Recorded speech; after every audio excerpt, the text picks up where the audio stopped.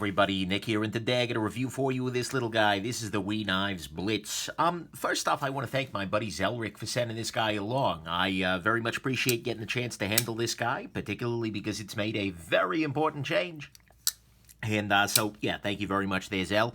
Next thing, size comparison as always. Here's your Ontario rat number 1 and rat number 2. Blade length on this guy is coming in, as we can see, around 3.5 inches or so. Maybe slightly less, depending how you want to measure. But it's on that larger end of the everyday carry sorts of things, at least within that 3.5-inch realm. Meaning it's 3.5 inches, guys. It's all downhill from here. You may want to keep doing it out here. But anyways, that's your size. And then, of course, your Spidicodelica, because it wouldn't be my channel otherwise. Then finally, a quick comment. This is a Wee Knife. Wee Knives is a company out of China who've been making a lot of knives for a lot of people. But this is one of their newer efforts that is directly marketed to the world. So let's go on ahead and talk about the good, the great, the bad, and the ugly of this particular pocket knife. On the good side here, first off, I love the lanyard thing on here. I don't tend to love lanyards, but this is a well-done way to do it because it literally takes away nothing from the knife.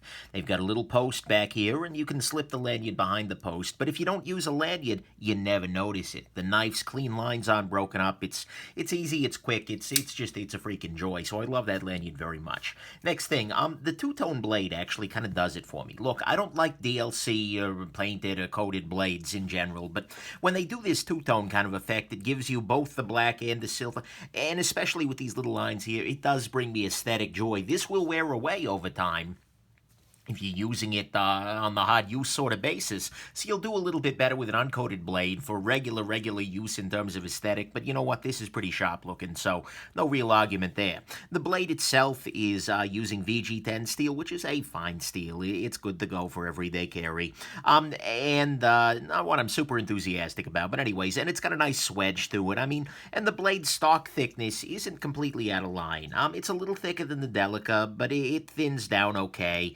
And so there you go. Next thing, this uses full liners, as you saw in the disassembly video, which was really easy. Sorry. But anyways, it's got full liners in there, which is excellent, and leads to a little bit more durability than some of your all-plastic knives out there in the world. Even though this looks G10, it's all steel underneath, and then those liners are actually coated. They use a similar black coating to the rest of it, which adds a little bit to rust resistance. Anytime you've got nested liners, the coating can help a little bit to knock that down. Next thing, I do love these 3 lines here. Wee Knives is a company that seems very concerned with their branding and with their uniqueness and whatnot. And the fact that they've got this 3-line motif is, I think, a beautiful thing for them and could be a very, very nice way to do sort of a maker's mark without doing that. So you can see here that these 3 lines come up, they intersect with the jimping on the top, and come up on the other side there. This is instantly recognizable. Functionally, it's not a problem remotely. It's very, very neat. I like it, and it's distinctive to Wii. And it goes in line with their logo, which historically has been like this, with the 3 lines and then the 3 lines, which is also pretty excellent. This knife is textured. We'll be talking about that texturing later, rest yourself assured, but this is not going freaking anywhere in the hand. This knife is meant not just for the Vaseline factory. Like, imagine that a Vaseline factory is hit by a water slide coming off of a KY jelly factory, and so the factory is sliding down the hill full of mud in a milieu of lubrication. This is the knife you would bring to that terrible situation, because it is so damn grippy that you could just slap it to the side of the factory, slap it to the ground, and it would stop the whole affair. That's not a claim that the FTC should evaluate and whatnot, but still, this is incredibly freaking grippy. This is the grippiest knife I may be aware of, at least certainly in terms of the texturing. I mean, look at the prominence of this texturing. Holy crap, guys. This is prominent texturing. So anyways, there you go. Why the heck did I go to factory slide? Okay, whatever. Moving on. Next thing on the good side is that this finally uses a freaking name. This is the Wee Knives Blitz. It is not the 617. It's not the 824. It's not the, 8675309. Wee Knives has always had the unfortunate distinction of using just 3 numbers for their knives. And so as a result, when I'm recommending something, it's just like, oh, it's the Wee Knives with the carbon fiber and the terrible screws. I can't remember these numbers offhand. And so using actual names is great. And I hope that becomes sort of their standard in the future here. They're making my life as a reviewer and as a guy who would want to recommend something a whole lot easier, because I can just say, yeah, get a Blitz. Then finally, on the good side, there is the action for this guy. The action on this is spectacular. It has a very, very nice detent. Look, We Knives knows how to make an action, and this has a very, very nice action. It's reasonably fall shotty. It deploys very smoothly. This has a spectacular little folding knife action. So, to me at least, that is what is good about this knife, is this action. They're using a freaking name. This guy is the most textured and well, lubrication-friendly knife ever in that way. I love the 3 lines, little motif they've got here. The lanyard hole is great. The full liners that are coated for rust resistance. 2-tone blade with a nice swedge. And it gets down to relatively thin behind the edge there. And, yeah, so let's go into the grade. And I think you guys know what I'm going to talk about here. To me, what is absolutely great about this knife is the fact that in this knife, for the very first time on American soil, We Knives has made a knife using torque screws. Oh my God! Hallelujah! Hallelujah! Hallelujah!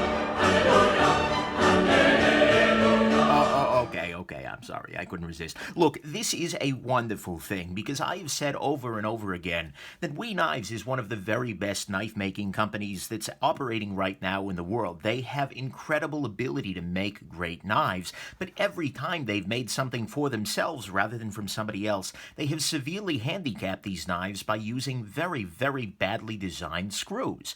Whether it's for their personal branding or otherwise, it's just been an Achilles heel that they have installed on everything that they've made. And although they have not yet committed to using these torque screws everywhere, I am very, very supportive of the fact that they're choosing to use them here, and I really believe that they need to do that throughout if they want to be serious competition to the rest of the world. So I very, very, very much like the fact that they have moved to real fasteners here, and I look forward to the day when they finally decide to put it throughout the whole lineup. That's going to be a beautiful day, but at the moment, this is a pretty damn good day, too. So, that's the great, is that they're using real fasteners.